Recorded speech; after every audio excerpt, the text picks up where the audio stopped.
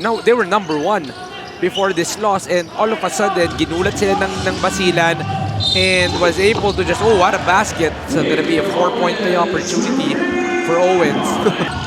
Jervy Cruz snags down another rebound.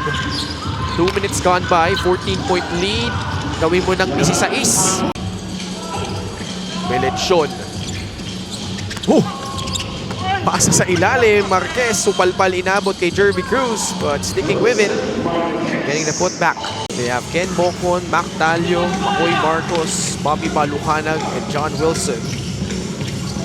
Shot fake, got Marquez up in the air. That's the opening he needs to fire and score. Parang hindi lumalamig, you know. He sat on the bench for about 5 to 8 minutes etong si John Wilson, but on the first shot, he makes it right away. On the other end, Jan Salazar. That he was touched by Rios on the back. Rios receives it from JP Melencion, and finally, an assist from JP. Especially right now that Jervy Cruz is not inside, so walang middle threat. Pero pumapasok yung mga outside shots nitong Basilan. Alam niya na off the flyby, it's gonna be a quick make for John Wilson, but wow! Sidestep, one-legged three-pointer. Parang siya lang ang nakakagawa niyan dito, si JP Melencion. Siya lang. Bobby Balucanag, cross-court pass. Naagaw ni Balong Marquez. Counter steal, Mac Talio goes all the way for the layup. Pinaka-comfortable si Mac Talio, the open court, off the turnover.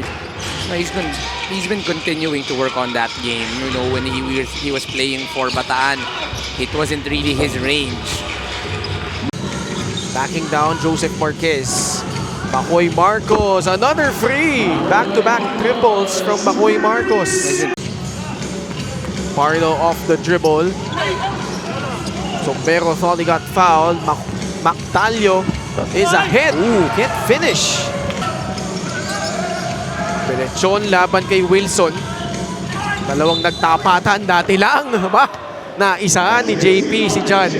Oh, good play. 3-point shot on its way by Tingamo Mintes. Jervy Cruz wanted to go for another buzzer-beating shot, but he will not get it off.